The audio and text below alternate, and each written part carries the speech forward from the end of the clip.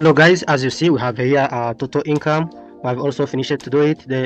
As we know, the formula is this. We have to take we have taken this C2 times this3, and also after this formula we drag and drop and we see all the remaining ones. So but now we are going to see what you can do to get the tax rate. If we have the tax rate, if this one is going to pay the tax of 11%, which is equal to 0.11.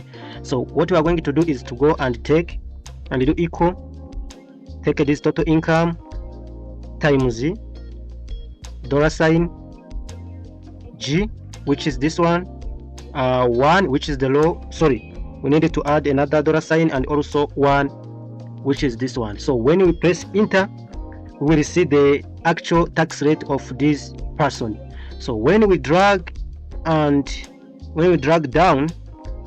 we will see the remaining one. We will see the tax rate of the remaining one. But